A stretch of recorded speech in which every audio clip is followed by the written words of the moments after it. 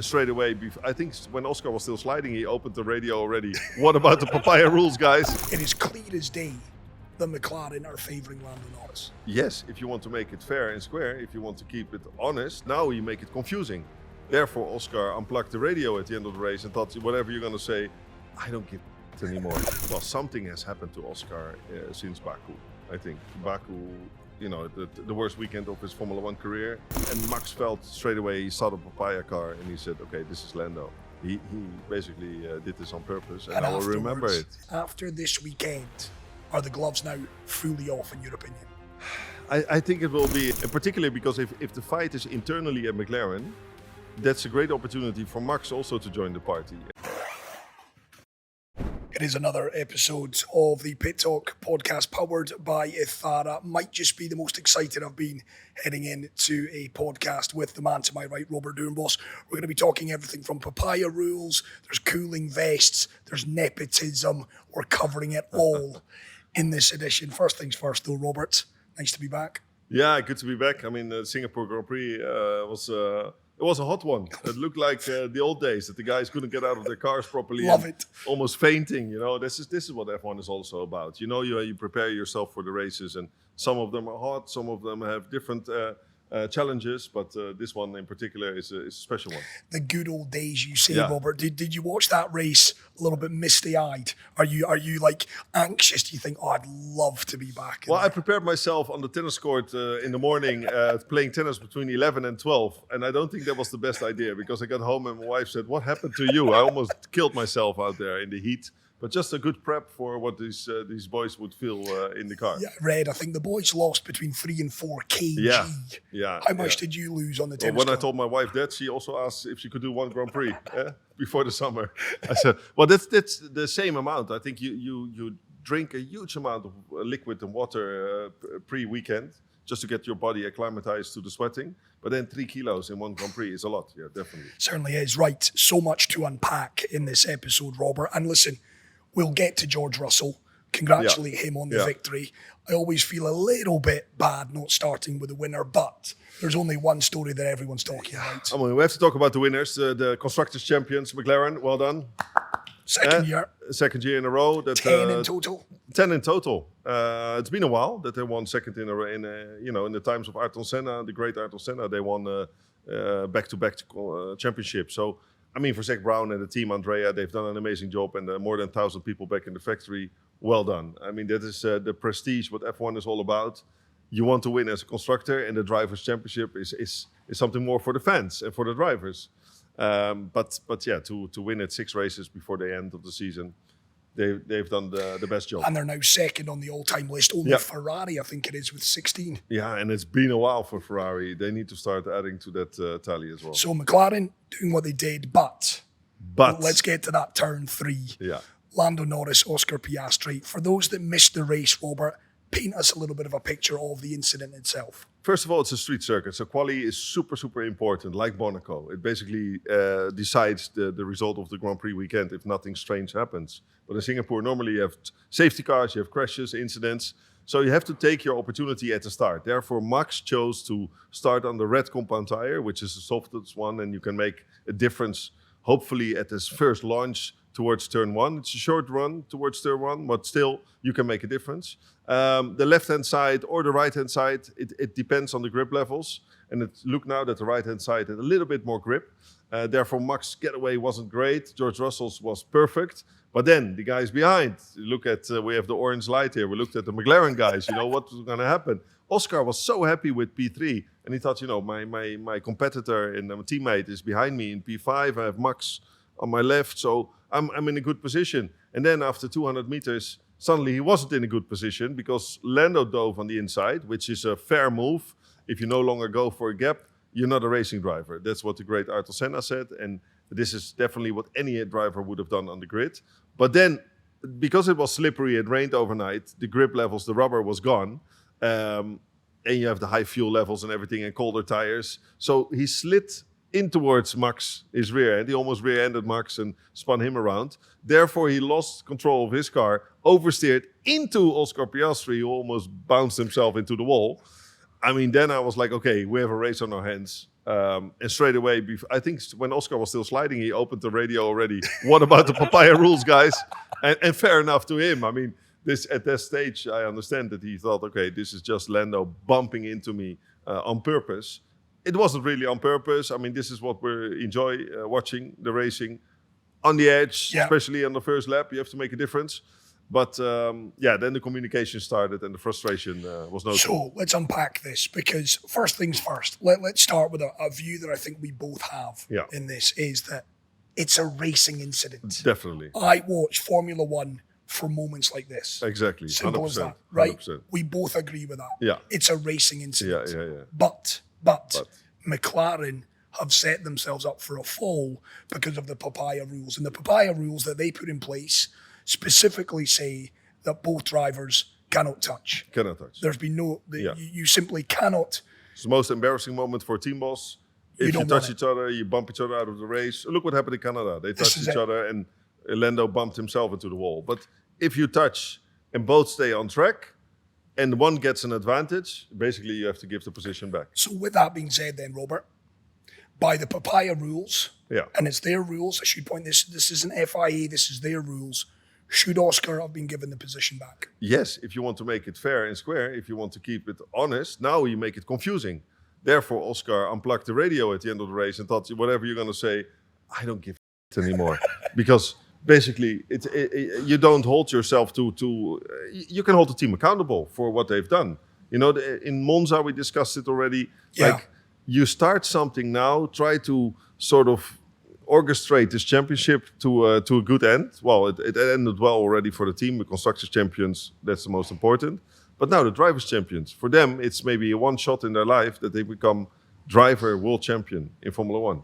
So to then try to organize it this way that, you have a bad pit stop so you can go ahead, or you touch this guy so he can have his position back. I feel for Oscar, because I think Oscar really feels now that the team owes him one. Well, maybe owe him two, because I look back at this season. Yeah, maybe two. Hungary. We saw Lando Norris change up his game plan ultimately, and they're allowed to do that, the strategy. It saw him usurp Oscar to take the victory. In Monza, a mistake in the pit stop. Slow pit stop for Lando. We feel bad for Lando. Gives the position back. Correct. 6 points. And again, Oscar's on the radio saying, wait a minute, this is a racing incident, guys. And Max was laughing about it, as we all did. I was like, what? And now, Oscar had a slow pit stop, a 5-second pit stop. Give it back. There's nothing said. Nothing happened. So with that, Robert, I mean, you've been there, you've seen it. You've been in this game for a long time. It is clear as day that McLaren are favouring Lando Norris. Yes, you cannot disagree with this. I mean, as a team, when you start these Papaya Rules, you're gonna make life difficult for yourself at one stage, sooner or later. So we have 6 races left, 3 sprint races to go, until all roads lead to Abu Dhabi, and hopefully we have a mega final there, even with Max joining the party. But for now, how do you keep the peace and calmness? I mean, Oscar did well at the media pen after the race. He was, I have to review the images and sort of politically correct. But I know inside he must be boiling now.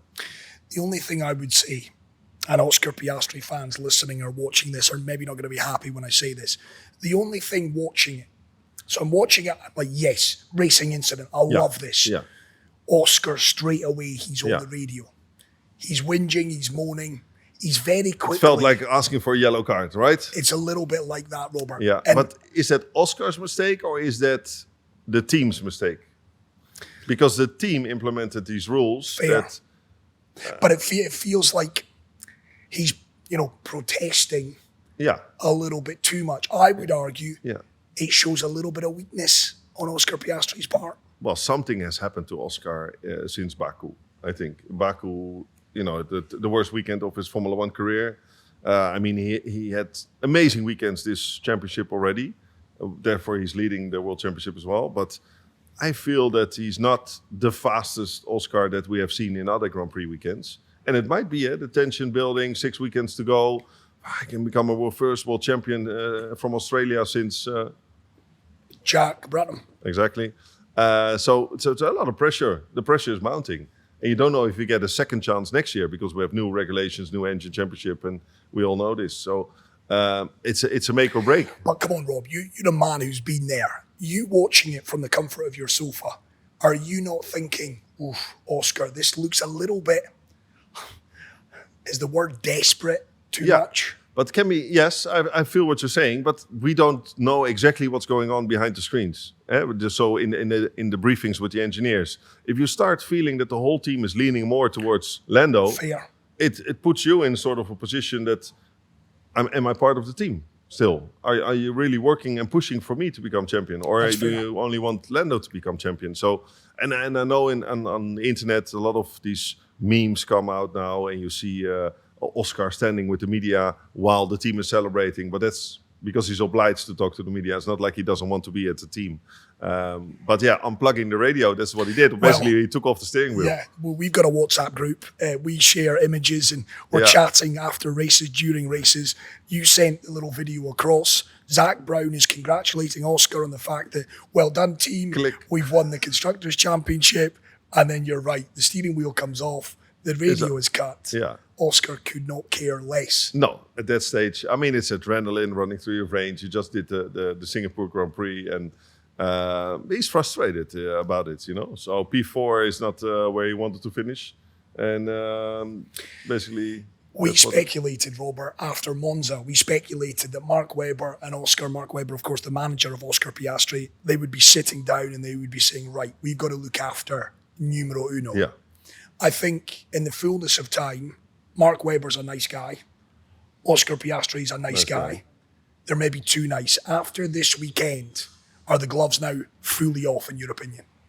I think it will be. I look very much forward to these next 6 weekends, Chris. Together with you, we're gonna really enjoy this fight, and particularly because if the fight is internally at McLaren, that's a great opportunity for Max also to join the party, and that's what you want at the end, you know, a three-way fight for a world championship for the drivers. He's a long way back, but everything is possible. But for Oscar to change his approach, which means he has to be bang on in qualifying and be ahead of Lando at all times. But if he's behind Lando, I'm sure in his mind it will be like, guys, you still owe me a pit stop. Guys, you still owe me a position. When will he get his check paid, you know? I'm sure the guys and gals down at Ithara are licking their lips because, you know, all roads lead to Abu Dhabi, as we say all the time. I think ticket sales went through the roof for Abu Dhabi. Every weekend, the championship becomes more challenging. Because as an outsider, as a fan first and foremost, Robert, I kind of hope that Oscar's still got that get out of jail free card come Abu Dhabi, because then it really will, all on the line, we will really see then whether McLaren are favouring Lando, because if there is an incident... then McLaren will unplug the radio and says, guys, you decide. That's what you want. Let the drivers decide on track. But you say that, but there is no doubt that Oscar has. He's got one favour in his top pocket. Yeah. He has to, given what's transpired. He has to. So they put themselves in a difficult position. I think Andrea Stella is very strong with his words of sort of talking around it, the problem, but he must be aware as well that there is a problem. And to be a fly on the wall.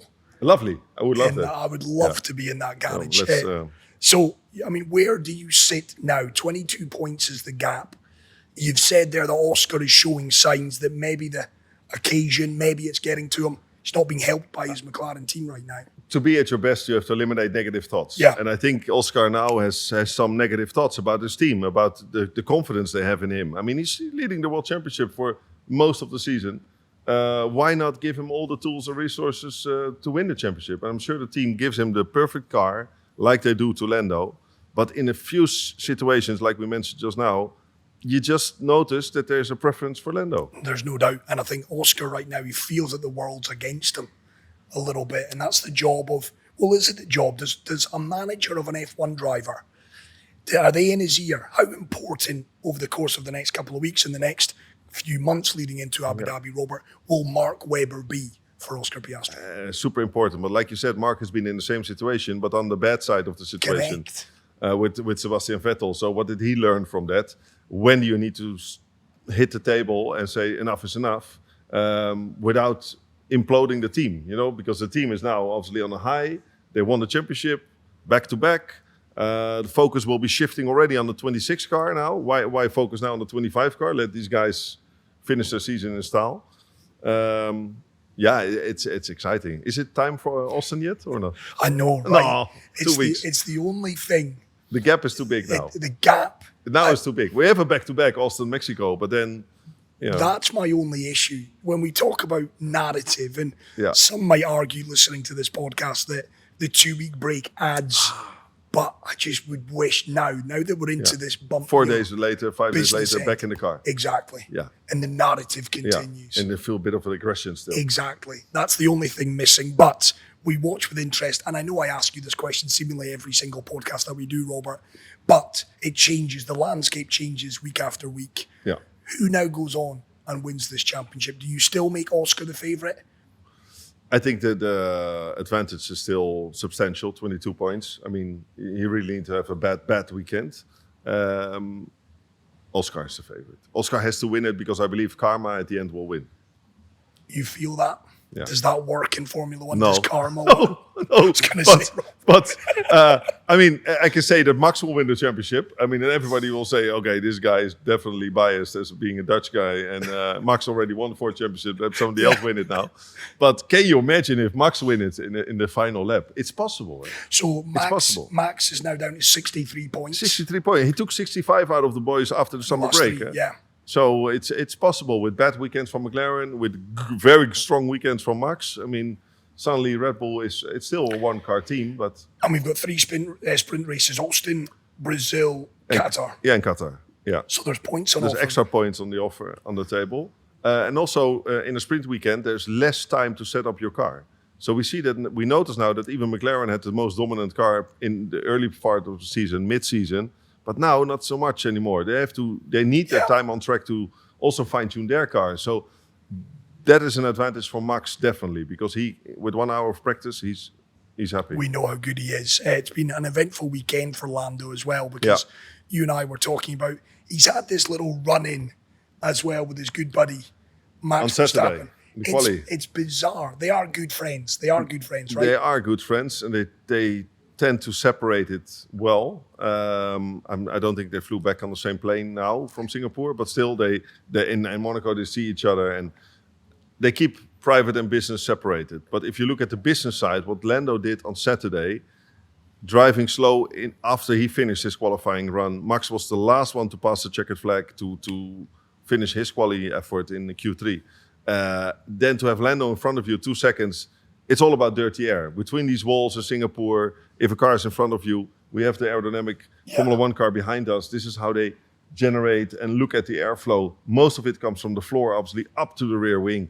If you have the dirty air behind another car, 2 seconds behind another car, you feel it. And you have less downforce, which means you're going to lock a brake. And in qualifying, it's all about, fugazi. The last few tens here, few hundreds maybe. And Max felt straight away, he saw the Papaya car and he said, okay, this is Lando. He basically did this on purpose and I will remember it. Yeah, what did he say? He said noted and remembered. Which means next time Lando's out qualifying, he better watch out for Max. And interesting comments as well that have been attributed to Lando. He was asked about Max this past weekend and he's talking about it. Now, I've read the comments. I don't think they're as bad as some are making out. He's talking about the fact that Max was born into F1. And the accusations are that he's essentially saying that Max is a Nepo baby, that he has got to where he's got to in his F1 career. At least this is the accusation because of who his family are.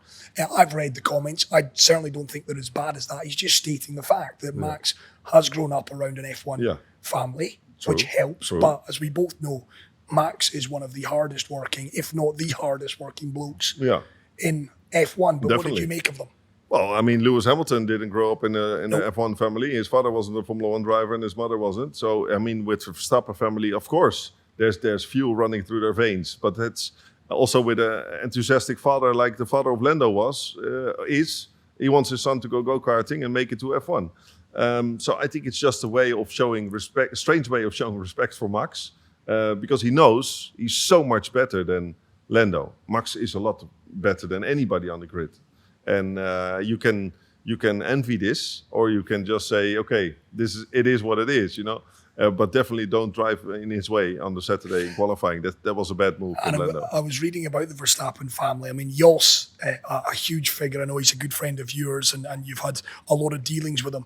Was he back behind the wheel at a rally? He was. He became Belgium champion rally at his age. He thinks it's the best part. He actually is trying to convince me also to do rallying. He said, you will love it. It's an adrenaline rush, which you miss from Formula racing. Because after F1, there's nothing. What are you going to drive?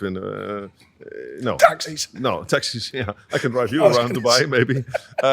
No, but it's all about that adrenaline rush. And I think if you see the speed that still Jos has, he's not willing to drive with his son in the 24-hour race of Le Mans, because he said the speed difference will be huge.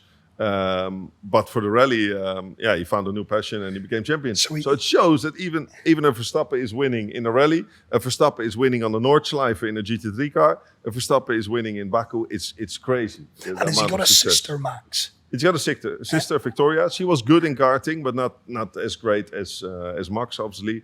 And the family chose to support. So Max, it's a proper motorsport. Really motorsport family. It runs through the veins. It runs through their veins. A weekend off for Max means I go to the Nordschleife.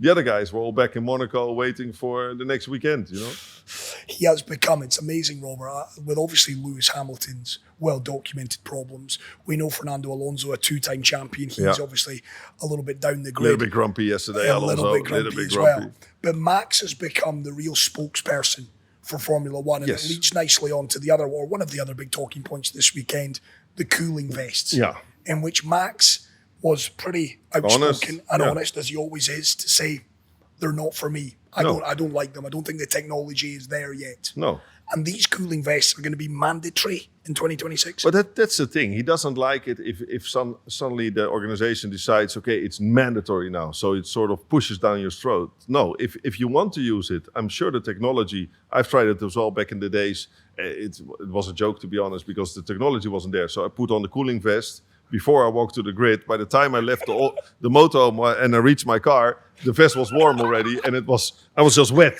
because the ice sort of was dripping. Now the technology is much better, but still, you put it in a fridge, and the moment you take it out, it lowers your body temperature a bit for a few minutes, but then it's just extra ballast in the car. This is how Max sees it. So he says, I prefer to sweat it out, prepare myself physically and mentally for the weekend, and I don't need it. And then as a ballast, you have to take 0.5 kilogram of extra weight with you to keep it level with the other drivers, which is fine. But then if you say in 26 it's mandatory, it's just he doesn't like that. Because on that point then, because again, Formula One is, I've always thought, certainly growing up, it's the truest test. It's open wheel racing. Physically, definitely. So should the onus be on the driver to be physically and mentally prepared, even for these heat hazard races? It's all started in the years of Ayrton Senna, that he got out of his car and he couldn't even lift a trophy, because he had a gear shift problem in Brazil, I think it was. So he was steering with one hand, the emotions, the physical tension, he was done. So then there was a doctor called Dr. Ciccarelli. He was walking around the paddock, and he said, guys, to the engineers, you're working so hard on preparing this car to make it 1, 2, 3 tenths faster. You're spending millions. Have you thought about the driver?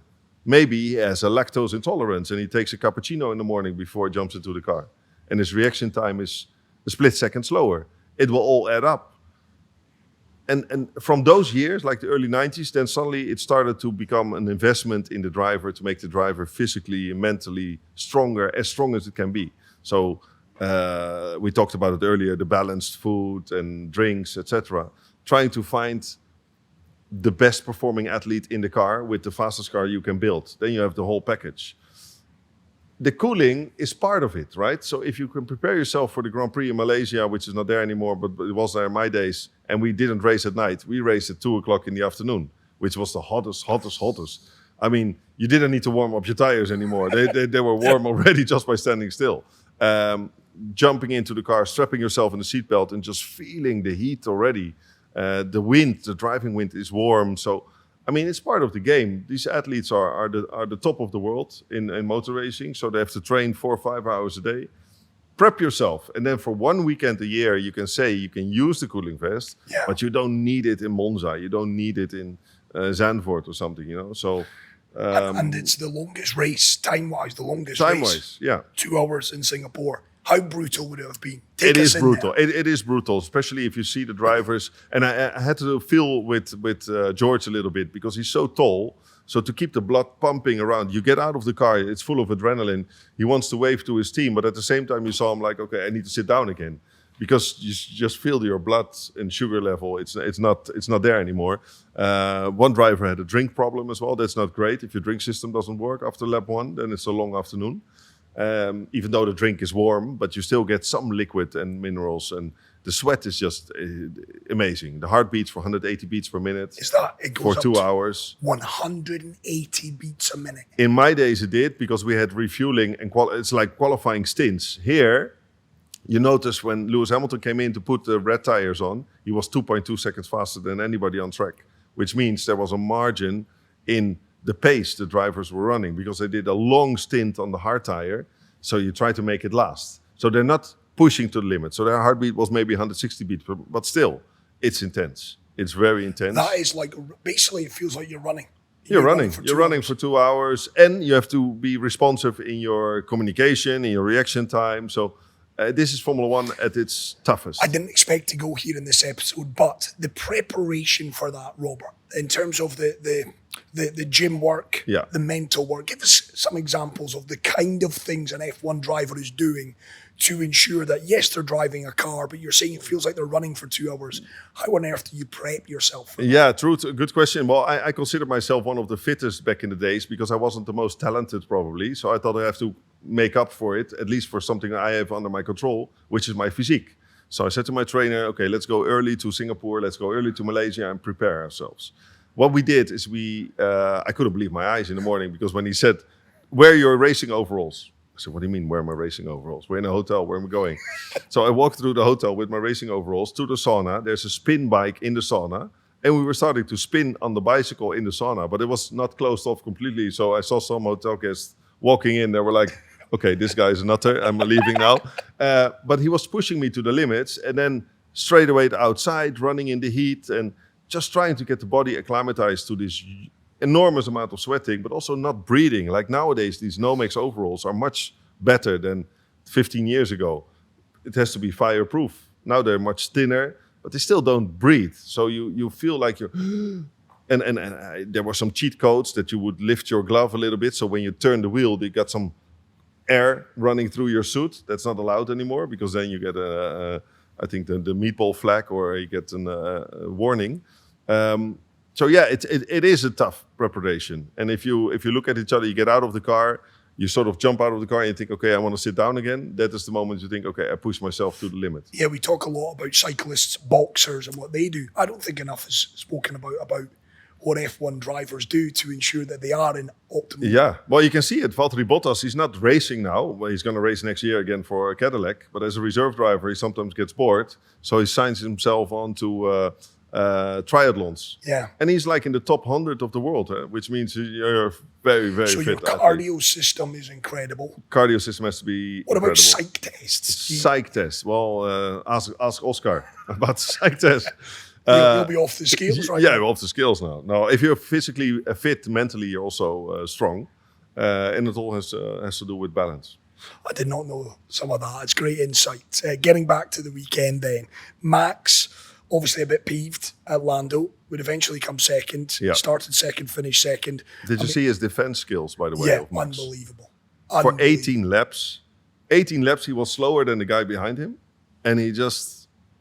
And at one stage, he asked for help to the team. That sounded almost a bit desperate. Like, guys, I'm out of tools. I don't know what to do anymore. And then the team helped him change some settings on the steering wheel. Like, try this, try that. Because the car was like, under braking, it felt like a handbrake, he said. So is there something he doesn't like? That is what you don't want on a street circuit. When you brake, you try to turn in, and the rear end suddenly comes. So then he almost missed his braking into turn 15, 14, I don't know.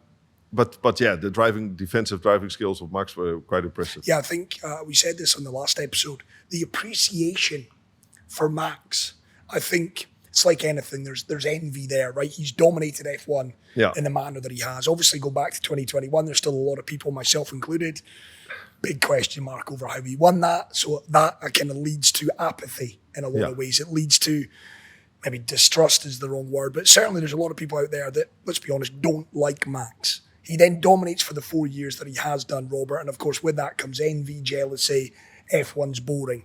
I think in a strange sort of way, with what's transpired this year, I think the appreciation for Max Verstappen, the man, as well as the driver, has actually gone through the roof. True, and the loyalty as well. I mean, he stayed loyal to the team while it was a make or break. It was Christian has to go, then I stay with the team. And we didn't notice. If you just look at the numbers, Mercedes gave him a great offer, a great opportunity for the future. Aston Martin, not saying he won't move to another team, but doing the pluses and the minuses for 2025 with no big rule changes. I stick with the team, but Christian has to go. But that's basically the feeling that everybody has. And then to motivate the whole team again and to get them winning the first victory under Laurent Marquis, straight away followed up by another victory and another great performance, shows that he's more than just a really, really good and fast race driver. He's a team player. Yeah. He's a loyal guy, and I'm sure when Red Bull doesn't give him the tools anymore, he's also free to leave. They won't hold him like this, So unless they can deliver a fast car, he will stay with them. Because speaking to fans, and it seems that everyone's an F1 fan today with the Drive to Survive and the way that Liberty Media have taken the sport on. And it's amazing. I was talking to a lot of guys and gals over the course of this past week, and everyone's saying, not a big Max fan, but I want him to win. Want him to win now. Yeah, want him to get the pole. Want him to win. To make it, I guess, that much more interesting when we come down to Abu Dhabi. I mean, you said 2021 Abu Dhabi, your final wasn't your greatest moment in Formula One, but at the end it was the greatest sporting moment in Formula One that we can remember. You might already know this. I wasn't aware of this. So Saif Al-Nuaimi, big shout out to Saif, who of course is the CEO of Athara, CEO as well of the Abu Dhabi Grand Prix. He was talking this past week. I wasn't aware of this, but that race in 2021, the most viewed Grand Prix on the planet ever, of all time. I didn't know that. And it got so many new fans on board as well. Like, how can you can't make this up. The final Grand Prix of the season, almost the final, well, it was the final lap, almost the final corner in turn 5 in the particular case. 2 different championship rivals, different teams. The king, getting beaten by the new king. Yeah. I mean, this is the Netflix top, So it gave also, I think, a lot of food for thought for the movie in the end. The F1, the movie. It took years to make, and finally it's there. If you haven't seen it yet, go to the cinemas. It's amazing. It's amazing. We spoke really about that. It's far better than I was expecting it to be. And a lot of it is broadcasted at the Abu Dhabi Grand Prix. Well, another thing I found out this week, 27 minutes of the movie. Jeez, that's a lot. Abu Dhabi, Yas Marina circuit. It showcases that final race in such a glorious way, of course. So Mega. Safe and all of his team delighted with that. But coming back to it then, I mean, you're right. Max defensive driving skills, incredible. But we got to now touch on the victor, because I read an awful lot, and a lot of people said that in the qualifying, his lap in qualifying, maybe George Russell's greatest ever lap in F1. For him to then go on, and we know Singapore is geared up. If you start on pole and you've got a car that's reliable, you should go on and win it. Ultimately, it's very much a leader's race. But take nothing away from him. I thought George Russell, he did not put a foot wrong this past weekend. And it's even more impressive that he officially doesn't have a contract for next year. I mean, there's the words of Toto saying, we'll stick with these 2 guys, but he doesn't have a signed contract yet. And he has the most successful championship run for him in Formula One. He had 8 podiums now, 2 victories, Canada and now Singapore. Yes, his qualifying lap was mega, also on the edge because he touched the wall coming out of 16. Then improved a few thousandths in his second try. Not knowing this car would compete at this track, at this level. Because normally on a street circuit, high downforce, the Mercedes isn't great. Canada is a complete opposite track than Singapore. So to have a car underneath you and knowing that suddenly the tools are there, then you have to deliver. I've always, it'd be wrong of me to say doubted George, but there's always been a little bit of a question mark. It's interesting that, listen, one victory. It's the old saying in the UK, one swallow does not make a summer. No. So we're not going to get carried away. Second victory of the year, but a very impressive one. But only his fifth in total. Only his fifth in total. But It's been a while. He's coming out afterwards, Robert, saying that he feels now ready. He feels that he has the tools to go on and win a championship. Obviously, that's dependent on the car underneath him. But from what you see of George, the driver, has he got the consistent minerals to become a world champion in your opinion? Well, the first thing he said when he got out of the car, he said, this is payback for, or redemption for what happened 2 years ago. So it means that what happened 2 years ago showed that he wasn't ready to be leading a Mercedes Formula One team. Because to make a mistake at the end of the race and hit the wall, it's not great. But his learning curve is not as steep as Oscar's, for example. Oscar Piastri is only his third year in Formula One, and he had dominating races on a consistent basis. So with George, it's too much still like this. Part of it is the car, part of it might be George. I don't see the championship level yet, unless he delivers weekend like this. Yes, then he's unstoppable. He's not dominating because 2-3 seconds behind him was the second place finisher. I mean, last year Lando won it with 20 seconds in the lead here. So there's some margin to improve still. But if you see that the car is getting better, you see also that Antonelli was also one of the drivers of the day, if you ask me, with his overtake on Leclerc and not being fearful on your first visit to Singapore. So I think Mercedes is in a good position with the two drivers, but they have to up their game with the car. You say one of the drivers of the day. Who was your driver of the day in Singapore? I would have to say Max, to be honest, because he gets more out of the car than anybody. Max and George, it's very close. Those two guys, they got the maximum out of their car. And I think if you look at the McLaren boys, they didn't get the maximum out of their machinery in the past weekends. And it's become 3 weekends because now. it's in the mind. It's become 3 weekends. 3 weekends, now. they don't get to extract the maximum out of their package. It's also their team that is not delivering. Because why does McLaren have every weekend a 5-second pit stop instead of 2? Yeah. Why? So, what's your driver of the day then? Yesterday. I would say, honestly, I know he led from the front. I would say George. And for me, it's not so much driver of the day, it's driver of the weekend. Yeah. Because I thought his lap on Saturday was mega. It was spellbinding. Driver of the weekend for sure. I agree with you, George. Like his lap was, it was on the edge. I mean, you know better than I do. And I watched it and went, wow. It was literally a wow. I did not realise George had that. You could call it bravery, courage, speed. 4 tenths. He jumped from his Q2 lap to Q3 lap, 4 tenths. It's mega. He absolutely nailed it out of the park. Okay, we go for George. So we'll go George. I've got to ask as well, your old buddy, Christian Horner. We're seeing reports this week. Interesting one at that he's been, and I quote here, he's been calling up every team. He's desperate. We read to well, get that back. sounds desperate, yeah. But I do think that he's missing the sport the moment he left. He thought, okay, I have to come back sooner or later. The only way he's coming back, and I don't see him only as an employee to run a team. He's buying in. He has to have a buy-in. Therefore, I said straight away, Alpine is next on his chart. Then there's a possibility at Haas, possibility at Aston Martin. Haas and Cadillac basically said, we're happy with the team bosses we have, so there's no space available. Alpine is still a bit messy, because I don't see Flavio doing it another year, maybe.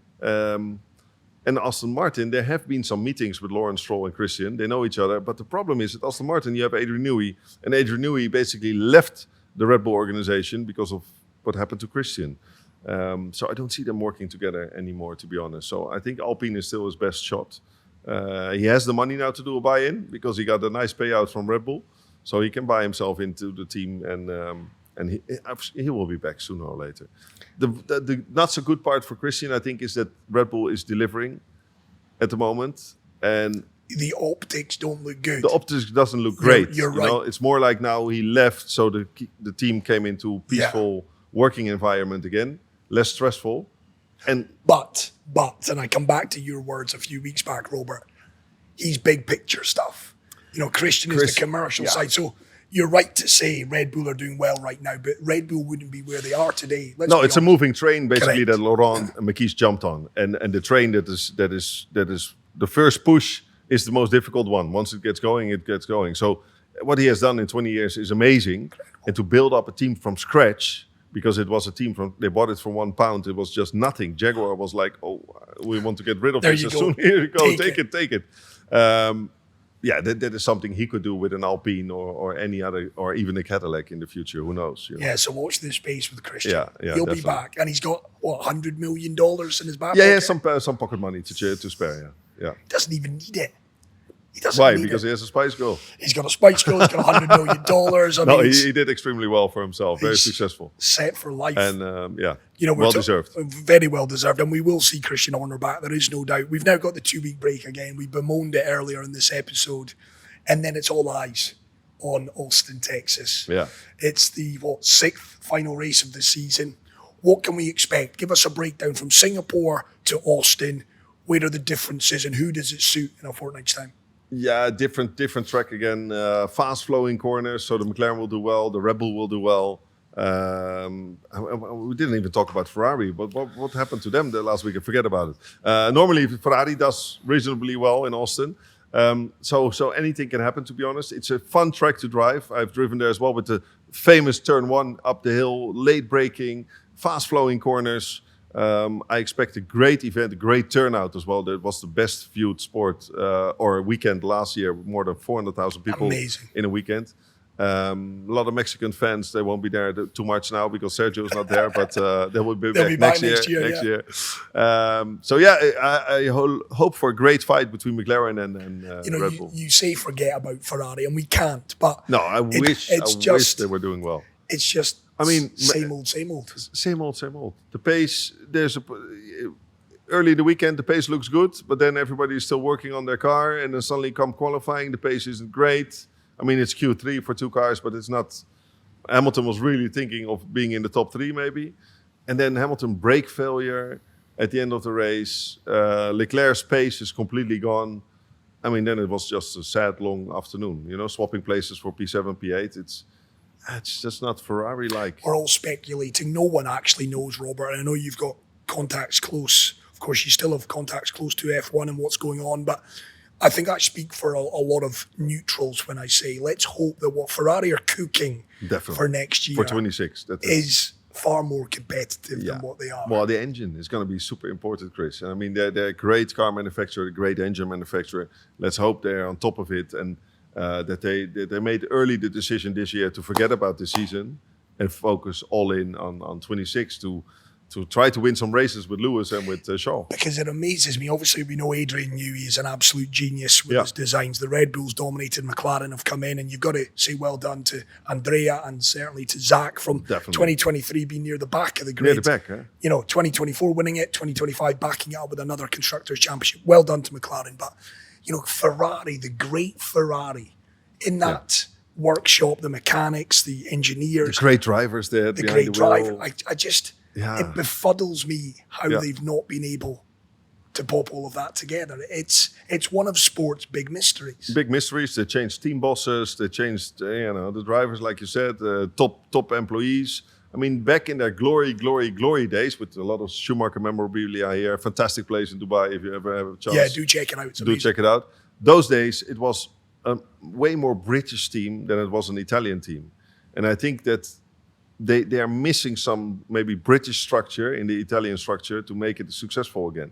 And guys like Adrian Newey, they got huge offers to go to Italy, but it's not like, you have to move house, you have to move country, you have to move, your whole life will be upside down with a great opportunity. But still, they decided to stay in England and sign for Aston Martin or stay. So being in Italy doesn't help them always. But I'm like you. I'm a huge Ferrari fan as well. Ferrari has to win races. They're the backbone of Formula One. They've been there 75 years from day one. It's been too long now. When I think of sports, big kind of underachievers, Dallas Cowboys in American football. Going to go back to the early 90s there. You got Manchester United in football, my team. You have to go back a few years as well. You've got to go all the way back to Fergie leaving 2013. And then you've got Ferrari. Yeah. It's amazing that 3 hugely supported entities, and yet it just, again, proves why sport's so great. It's cyclical. It's integral. And unless you get And your it's house in timing. order. It's timing. I mean, but Lewis' time wasn't on his side That's anymore. He's over 40 years old now, and this was the opportunity to go to Ferrari and maybe make his dream come true. And who knows, Max will end up at Ferrari one day, because still it has the magic touch, the red car, the red overalls, winning for an Italian It team. certainly does. We will be watching Ferrari probably struggle again in a couple of true. weeks' time. Excited for shit. it then. Cannot wait. Another 2-week wait, Robert. But we're into the nitty-gritty. It's squeaky bum time, to use Sir Alex Ferguson's phrase that he coined. It's the business end. 6 races to go. 3 sprints. 3 sprints. Yeah. You're still backing Oscar, but you'll still be tuning in. Oh, definitely. Oscar will be looking over his shoulders in his mirrors, and Lando will be everywhere. Max will be everywhere. Mind games will be played. Formula One at its best. Bring it on. Cannot wait. We've got some exciting things upcoming as well. We are working on bringing this podcast to you guys as well with a live event. Hopefully, we'll have details on that in the next episode.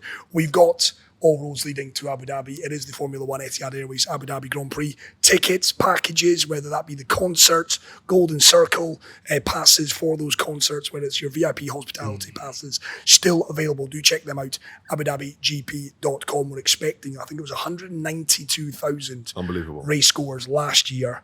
We're expecting even more. Yeah, it's going to be the most successful 2025. weekend, for It's sure. going to be brilliant. And as things stand, I think we may well come down to that final weekend as being the decider, which would be amazing. Yes, let's go for that one. Right, Robert Doornbos, always a pleasure, never a chore. That is the Pit Talk podcast powered by Ithara. We'll be back, of course, to review what transpires over in Austin, Texas, in the US in a fortnight's time. But Robert, for now, thanks, pal. Shall we go to the track?